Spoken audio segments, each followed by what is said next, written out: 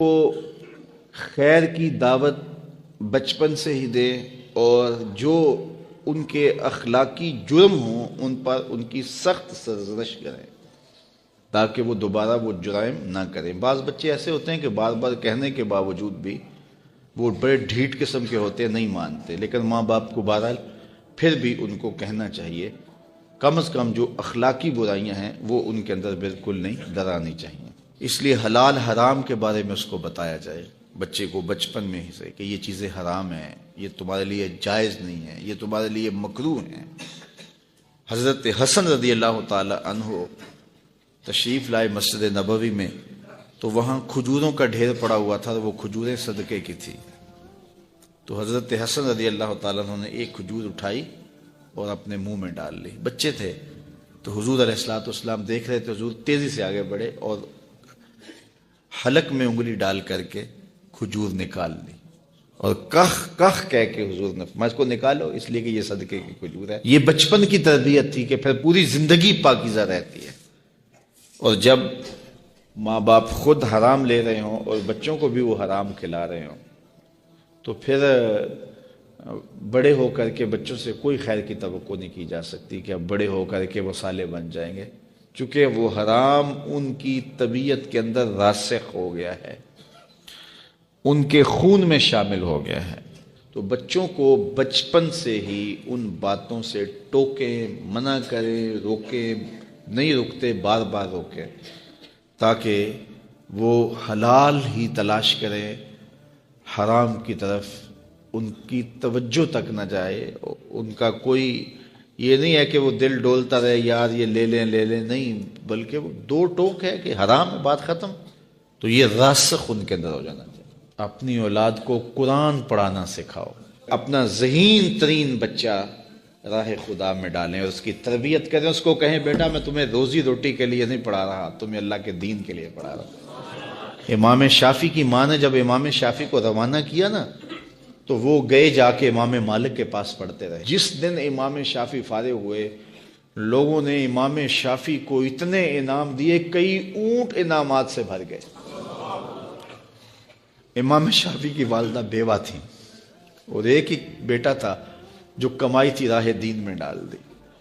تو جس دن امام شافعی کئی سالوں کے بعد واپس آئے تو آپ کی خالہ اور آپ کی ماں امام شافعی کو لینے کے لیے مکہ سے باہر، شہر سے باہر آئیں تو ایک قطار اونٹوں کی نظر آئی۔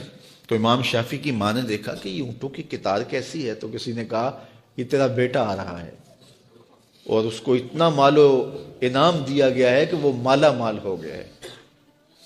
امام شافعی کہتے ہیں جب میں آیا تو میری ماں ایک ریت کے ٹیلے پہ بیٹھی تھی، میں نے چھلانگ لگائی، ماں سے سلام کیا، لیکن ماں کے چہرے پہ غصہ تھا۔ میں نے کہا امی میں حضور کی حدیثیں پڑھ کے آیا ہوں اور کئی سالوں کے بعد آیا ہوں، تو آپ ناراض لگتی ہیں۔ تو کہا کہ میں نے تجھے رسول کی حدیثیں جمع کرنے کے لیے بھیجا تھا، مال جمع کرنے کے لیے تو نہیں بھیجا تھا۔ تو حضرت امام شافعی فرماتے ہیں میں نے ماں کو کہا کہ امی کیا کروں؟ تو ماں نے کہا کہ بیٹے جو بھوکے ہیں انہیں غلہ دے دو اور جو ننگے ہیں انہیں لباس دے دو۔ تو امام شافعی نے صرف چند درہم جیب میں رکھے، باقی وہاں کھڑے کھڑے سب راہ خدا میں خیرات کر دیا۔ ایک بیوہ کا یتیم بچہ آج آ رہا ہے اور اتنا مال، ماں کو تو نہال ہو جانا چاہیے کہ میرا بچہ دین بھی پڑھا ہے اور اتنا مال و دولت بھی لے آیا، لیکن کہا شافعی تجھے میں نے دین پڑھنے کے لیے بھیجا تھا، دنیا کے لیے نہیں بھیجا تھا۔ تو جب مائیں ایسی ہوں تو پھر بیٹے امام شافعی ہی بنتے ہیں نا۔ تو اپنی اولاد کے سینے کے اندر دنیا کی جو رغبت پیدا ہو جاتی ہے اس کو نکالنے کی کوشش کریں۔ یہ دائیں بائیں پھیلے ہوئے محل، کوٹھیاں، دنیا داریاں، یہ چمک دمک دیکھتی ہیں نا اولادیں۔ تو میں نے دیکھا مدارس دینیا میں پڑھنے والے علماء کے بیٹے، پیران عظام کے بیٹے، وہ بھی دنیا کی چمک کے پیچھے دوڑتے ہیں۔ اور میاں تم کیوں دوڑتے ہو؟ تمہارا سب سے بڑا سرمایہ محمد عربی کا دین ہے۔ یہ کیوں دیکھیں دنیا کو؟ کیا ہوتی ہے دنیا کی چمک؟ ہماری تو ساری عزت حضور ہے۔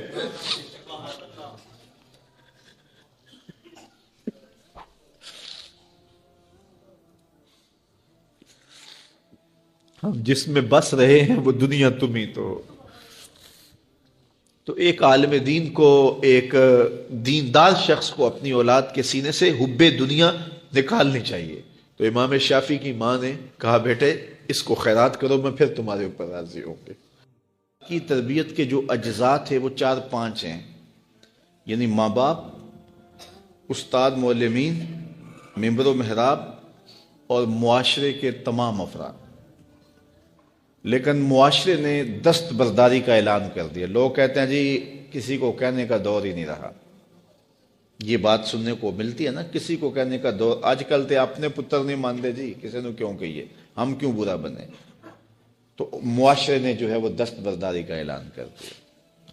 سکولوں میں، کالجوں میں، یونیورسٹیوں میں استاد، پروفیسر وہ بھی کہتے ہیں جی بس وہ تو ہمارے پاس آ کے پیریڈ پڑھ لیں تو یہ بڑی غنیمت ہے۔ آج کوئی دور ہے کسی کو بات کرنے کا؟ تربیت سے انہوں نے بھی ہاتھ اٹھا لیا۔ مسجد و محراب کے ممبر، انہوں نے بھی دیگر موضوعات اختیار کر لیے اور انہوں نے تربیتی امر یہ بھی چھوڑ دیا۔ رہ گئے اب ماں باپ۔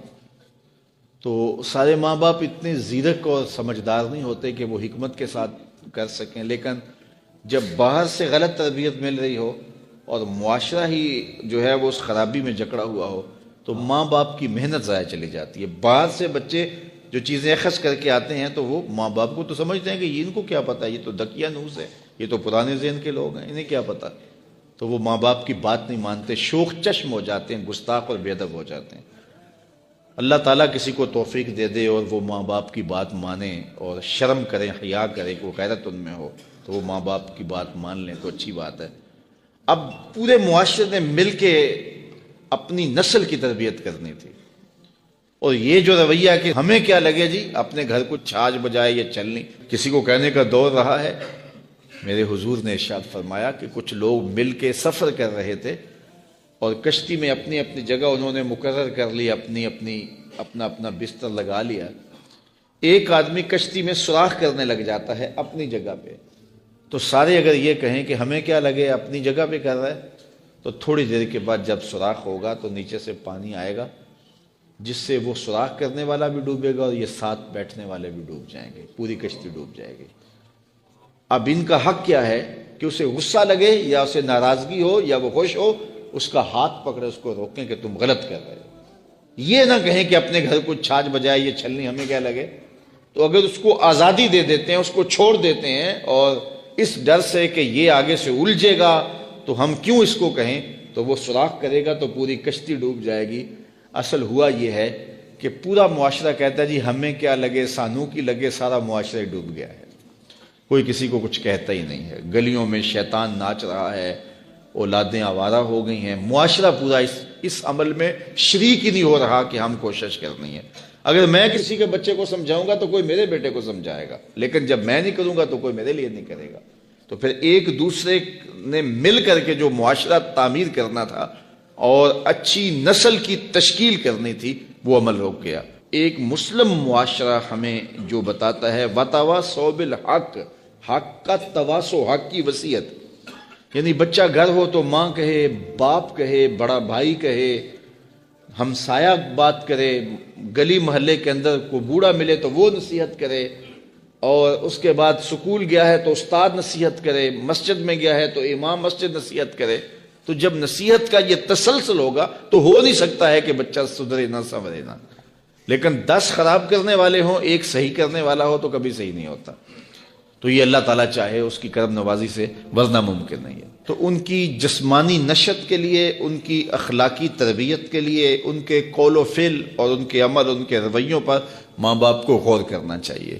حضور علیہ الصلوۃ والسلام نے فرمایا اپنی اولاد کو 3 چیزیں سکھاؤ، حب نبیکم وحب اہل بیتہ وتلاوت القرآن۔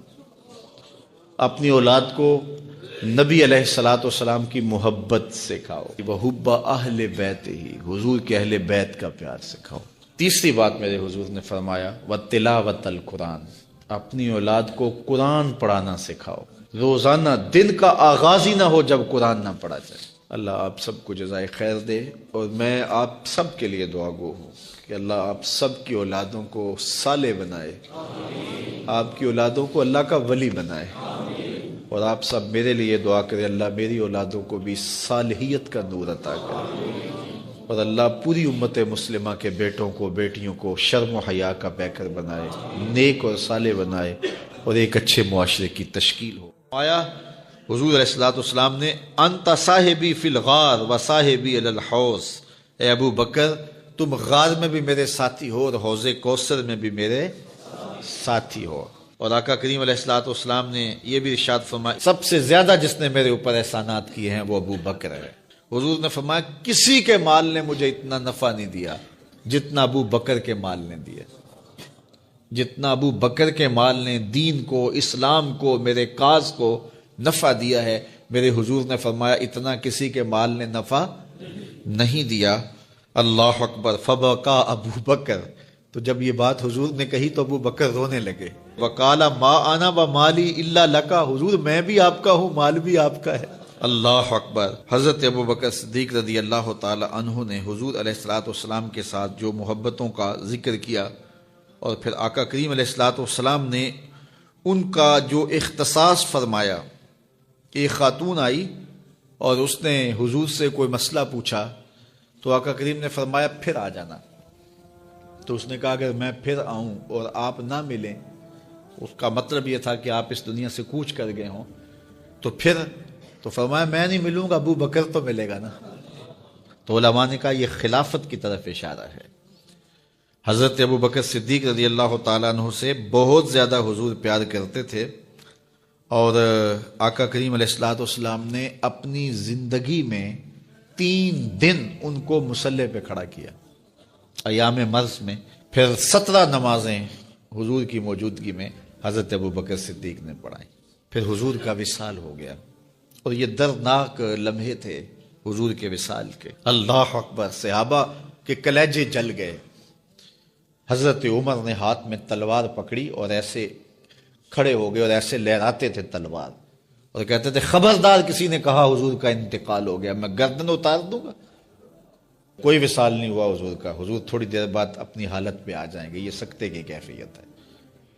حضرت زید بن عبداللہ کے بیٹے نے جا کے کہا ابا جی حضور کا انتقال ہو گیا، تو انہوں نے باغ میں پانی دے رہے تھے، سب کام چھوڑ دیا، ہاتھ اٹھائے گا اللہم اذہب بصری حتی لا ارا بعد حبیبی محمد احدا، اے اللہ مجھے اندھا کر دے، آنکھوں کے دیے اس لیے روشن تھے کہ تیرے محبوب کو دیکھوں، جب حضور چلے گئے ہیں تو میں نے یہ چراغ کیا کرنے ہیں، بجھا دے ان چراغوں کو۔ تو کیا کیفیت تھی، حضرت فاطمہ بول رہی ہیں سبت علیہ مصائب لو انہا سبت علی الایام سرنا لیالیا، میرے اوپر وہ مصیبتیں ٹوٹی ہیں اگر یہ دنوں پہ ٹوٹ پڑتی تو دن کالی راتیں بن جاتے۔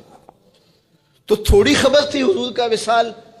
اچھا، جب یہ کیفیت تھی صحابہ کی اس نازک موقع پہ، چونکہ منافق اندر ہی ہوتے ہیں، تو منافقوں نے ایک کھیل کھیلا، وہ صحابہ میں پھیل گئے اور کہنے لگے واہ واہ حضور کے دم سے رونقیں تھیں، مسجدیں آباد تھیں، سجدے تھے، قرآن کی تلاوت تھی، اب کس نے نماز پڑھنی ہے میاں، اب کس نے روزہ رکھنا ہے، اب کس نے زکوٰۃ دینی ہے، اب کس نے حج کرنا ہے، ختم کہانی ختم کہانی، یہ بات کرنی شروع کر دی۔ اب یہ بڑی نازک صورتحال، تو کیا حضرت ابو بکر کا کلیجہ نہیں جل رہا تھا؟ لیکن اس موقع پہ حضرت ابو بکر کھڑے ہوئے، اور پھر حضرت ابو بکر صدیق نے لوگوں سے مخاطب ہو کہا لوگوں مجھے ایک بات بتاؤ کہ تم اللہ کی عبادت کرتے تھے یا حضور کی کرتے تھے؟ لوگوں نے کہا کہ اللہ کی۔ تو کہا کہ کیا حضور کے وصال کے بعد تم اللہ کی عبادت چھوڑ دو گے؟ کہا نہیں۔ کہا مجھے بتاؤ جس دین کو سر بلند کرنے کے لیے حضور نے اپنی ساری زندگی لگا دی، تو کیا حضور کے چلے جانے کے بعد اس مشن کو چھوڑ دو گے؟ لوگوں نے کہا نہیں۔ تو کہا پھر اٹھو اور نبی کے دین کا پرچم تام لو۔ حضور کا وصال ہو گیا ہے، اب حضور کے مشن کو ہم نے اٹھانا ہے اور اپنے کندھوں پہ وہ بوجھ لینا ہے۔ تو کیا جس کے لیے حضور نے اپنی جان تک دے دی، تو کیا ہم وہ مشن چھوڑ دیں گے؟ صحابہ کے اندر ہمت پیدا ہوئی، کہا کیوں چھوڑیں گے، ہم تو اٹھیں گے اور پہاڑوں سے بھی ٹکرا جائیں گے۔ تو یہ وہ موقع تھا جس موقع کو سنبھالا حضرت ابو بکر نے۔ منافق تو چال چل گئے تھے، صحابہ پر صدموں کے پہاڑ ٹوٹ رہے تھے، ساری ذریت اسلام، ساری زندگی جو ہے وہ تعریفیں کرتی رہے، مدح و ستائش کرتی رہے، ابو بکر صدیق کا یہ حق نہیں ادا ہو سکتا۔ یہ احسان کیا ہے امت کے اوپر حضرت ابو بکر صدیق نے۔ ماحول جب پاکیزہ ہوگا اور اس کے اثرات مرتب ہوں گے، اور اس میں گھر کے ماحول کو سازگار بنانے کے لیے ماں باپ کا اہم جز ہے، اور جو اولادیں جوان ہو جائیں، چھوٹے بچوں کے لیے انہوں نے بھی نمونہ بننا ہوتا ہے۔ بعض اوقات ایسا ہوتا ہے کہ ماں باپ کی کوشش کے باوجود گھر کا کوئی بڑا فرد، اس کی خرابی نسلوں کے اندر در آتی ہے۔ اس لیے اس ذمہ داری کو نبھانے کے لیے پورے گھر کا ماحول جو ہے وہ خوشگوار ہونا چاہیے، اور اس میں دو بنیادی چیزیں خاص طور پہ قابل ذکر ہیں۔ ایک نماز کی وقت پہ ادائیگی، اور دوسرا قرآن مجید کی تسلسل کے ساتھ تلاوت۔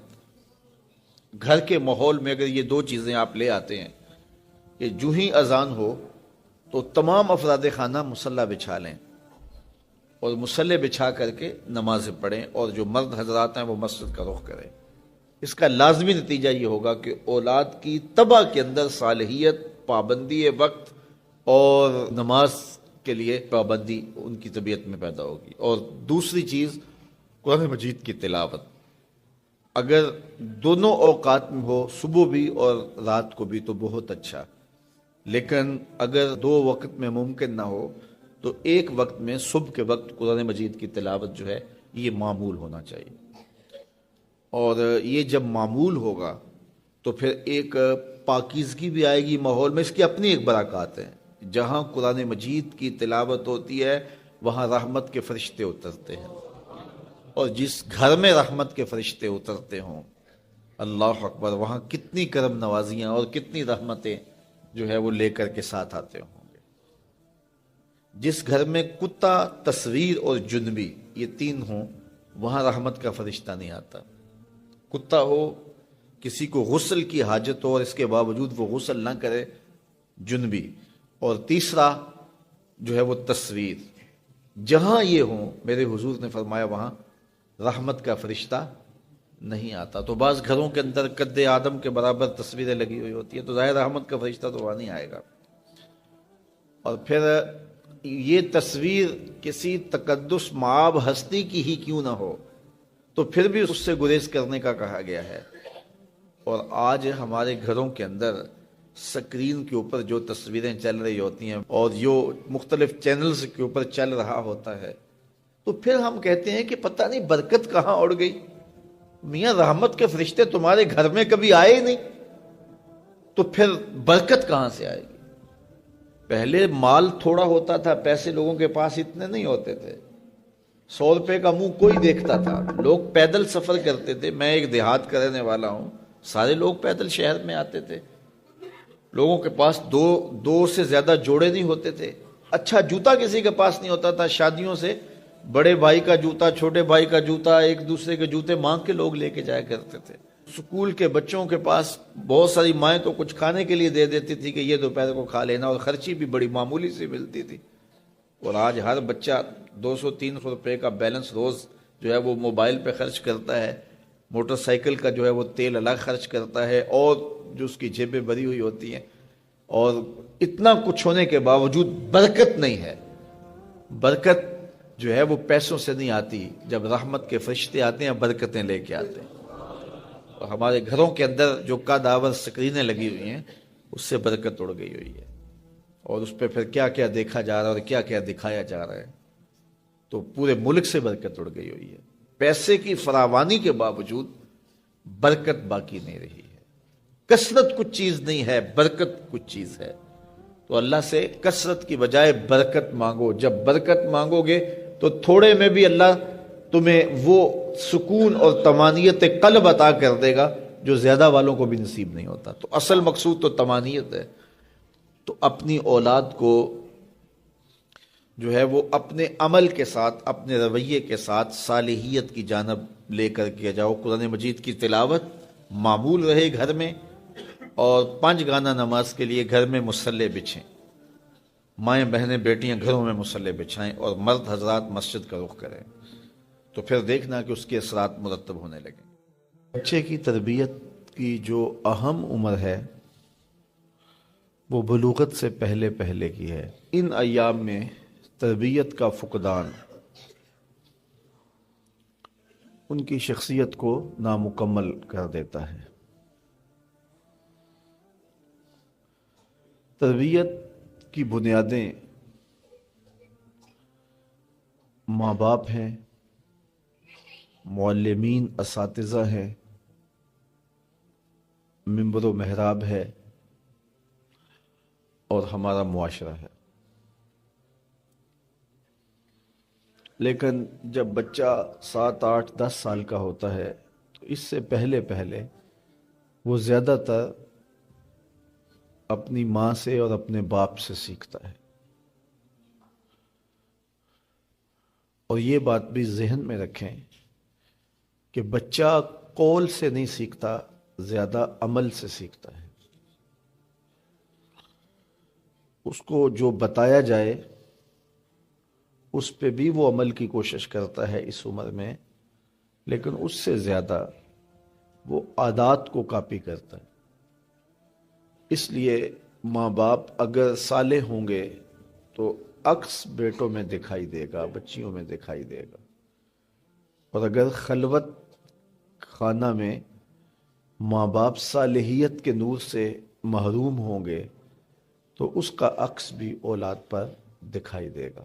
الولد سر لابیہ، اولاد والد کا راز ہوتی ہے۔ ابتداءً بچے ماں کو کاپی کرتے ہیں، اور مائیں جب صالحیت کے نور سے مالا مال ہوتی ہیں تو اس کے اثرات اولاد میں منتقل ہوتے ہیں۔ اس لیے ہم جتنے بھی مشاہیر دیکھتے ہیں، بڑے بڑے لوگ، تو ہم جب ان کے ماضی میں جھانکتے ہیں تو ایک تہجد گزار ماں ان کے پاس کھڑی نظر آتی ہے۔ حضرت خواجہ قطب الدین بختیار کاکی علیہ رحمہ جب درسگاہ میں داخل ہوتے ہیں اور استاد انہیں سبق پڑھاتا ہے، بیٹا الف لام میم پڑھو، تو بیٹا سارا سپارہ زبانی سنا دیتا۔ تو وہ استاد سمجھا شاید پہلا پارہ حفظ ہے، تو دوسرے پارے سے سیقول الصفحاء سے سب کا آغاز کرتا ہے، تو بیٹا وہ بھی سارا پارہ سنا دیتا۔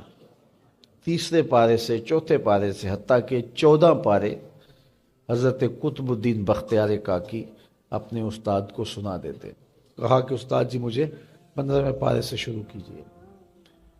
تو استاد کہتا بیٹا جس درسگاہ سے 14 پارے حفظ کیے تھے باقی بھی وہیں حفظ کر لیا جاتا۔ تو بیٹا بولتا ہے کہ میری ماں 14 پاروں کی حافظہ تھی، اور جب صبح اٹھتی تھی کوئی کام بعد میں کرتی تھی، پہلے 14 پاروں کی تلاوت کر لیتے، اور مجھے بچپن میں سن سن کے یہ پارے حفظ ہو گئے ہیں۔ تو ماں ایسی ہو تو پھر بیٹا قطب الدین بختیار کاکی ہی بنے گا۔ اور آپ جانتے ہیں کہ آج اولیاء میں جو نام، جو مرتبہ، جو مقام حضرت شیخ عبد القادر جیلانی رضی اللہ تعالی عنہ کو ہے، وہ کسی اور کا مقسوم نہیں ہے۔ لیکن اگر ہم ان کو اس مقام پہ دیکھتے ہیں تو ان کی تربیت کے لیے ان کی ماں کھڑی نظر آتی ہے، جو ان کی آستین میں پیسے سی دیتی ہے اور کہتی ہے بیٹے جھوٹ نہیں بولنا۔ اور پھر ڈاکو جب پوچھتے ہیں کہ تمہارے پاس کچھ ہے تو وہ کہتے ہیں ہاں میرے پاس 40 دینار ہے۔ تلاشی لی تو دیکھا واقعی 40 دینار تھے، تو کہا کہ یہ عجیب ماجرا ہے، لوگ تو چھپاتے ہیں، آپ بتا رہے ہو؟ کہا میری ماں نے مجھے وصیت کی تھی کہ جھوٹ نہیں بولنا، میں اس وصیت پہ کھڑا ہوں۔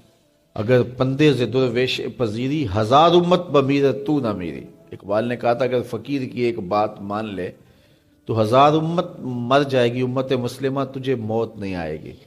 اور وہ کیا کہ بطول بن جا اور زمانے کی نگاہوں سے پوشیدہ ہو جا، پھر تیری آغوش میں بھی حسین ابن علی کے جانشین پرورش پائیں گے۔ تو ماں سے بچے سیکھتے ہیں، پھر باپ سے سیکھتے ہیں، اور میں نے عرض کیا قول سے زیادہ عمل سے سیکھتے ہیں۔ ایک شخص فوت ہو گیا تو جب قبر میں گیا تو اس کے اوپر انواع و اقسام کے عذاب مسلط ہو گئے، چونکہ بہت گناہ گار تھا۔ تو ایک دن اچانک سارے عذاب موقوف کر دیے گئے اور جہنم کی جانب کھولی گئی کھڑکی بھی بند کر دی گئی اور جنت کی جانب در کھول دیا گیا اور فردوس بری کی تازہ ہوائیں قبر میں آنے لگے. تو اس نے کہا میرے خدا تیری کرم نوازی کے میرے سے اس کلفت کو، اس اذیت کو دور کیا، لیکن کیا مالک تو یہ مجھے بتائے گا کہ میرے اوپر یہ کرم نوازی کیوں ہوئی؟ تو آواز آئی کہ میرے بندے، جب تو مرا تھا تو اپنی بیوی کی گود میں ایک بچہ چھوڑ کے آیا تھا. اب بچہ تھوڑا سا بڑا ہوا ہے تو اس نے اس بچے کو مکتب میں بٹھایا ہے. تو استاد نے اس کو قرآن مجید پڑھانے سے پہلے کہا بیٹا پڑھو بسم اللہ الرحمن الرحیم. تو اس بیٹے نے اپنی توتلی زبان میں مجھے رحمان اور رحیم کہا. مجھے شرم آتی ہے کہ اس کا بیٹا مجھے رحمان اور رحیم کہہ رہا ہے اور میں اس کو عذاب دے رہا ہوں. تو میں نے اس کے صدقے سے معاف کر دیا ہے. تو اولاد اگر رحمان کہے، اولاد اگر رحیم کی بولی بولے تو اللہ کرم کر دے. اور اگر اولاد حافظ قرآن ہو، اگر اولاد عالم دین ہو، اگر اولاد 5 گانا سجدوں کی عادی ہو، میں کہتا ہوں والدین کے لیے روزانہ دعا کرنے والوں پر اللہ کرم نوازی فرماتا ہے. اور جو نمازی ہوگا وہ دن میں کتنی مرتبہ کہے گا ربنا اغفر لی ولوالدی، اے اللہ مجھے بھی بخش دے، میرے والدین کی بھی مغفرت فرما دے. تو خوش نصیب ہیں وہ ماں باپ جن کی اولاد نمازی ہے. اگر آپ نمازی ہیں تو آپ کے والدین خوش نصیب ہیں. آپ کی نمازوں میں روزانہ آپ کے والدین کے لیے دعا ہوتی ہے، اور آپ کی اولادیں نمازی ہیں تو آپ خوش نصیب ہیں کہ آپ کے لیے روزانہ بخشش اور مغفرت کی دعا کی جاتی ہے. تو اولاد جب پیدا ہو تو سب سے پہلے اس کے کان میں آواز اللہ اکبر کی پڑے، اور بولنے لگے تو سب سے پہلے لا الہ الا اللہ محمد رسول اللہ لفظ اللہ، اور پھر اس کے بعد لا الہ الا اللہ محمد رسول اللہ پڑھے. تو یہ اولاد کو آپ تربیت میں دیں گے. بچے کا اچھا نام رکھنا یہ والدین کے ذمے ہے کہ ان کا خوبصورت نام رکھا جائے. احب الاسماء، اللہ کے ہاں جو پسندیدہ نام ہیں وہ کون سے ہیں؟ عبداللہ و عبد الرحمن.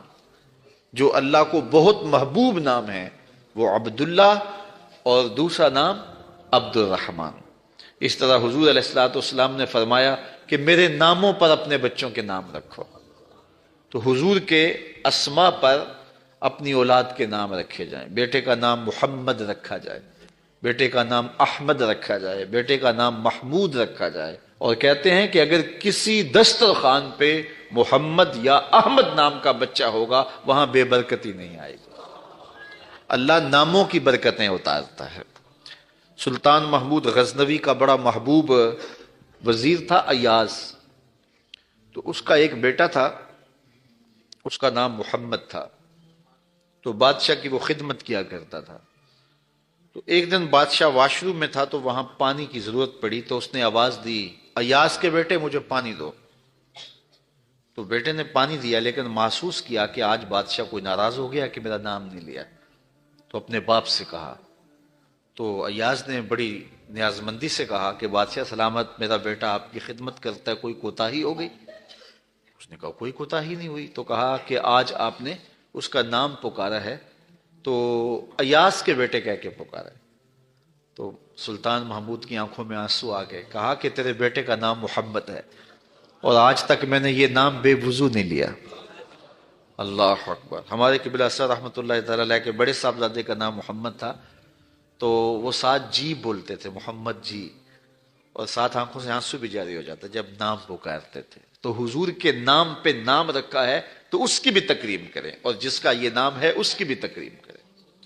تو اچھا نام رکھنا، اور یہ 7ویں دن رکھنا مسنون ہے.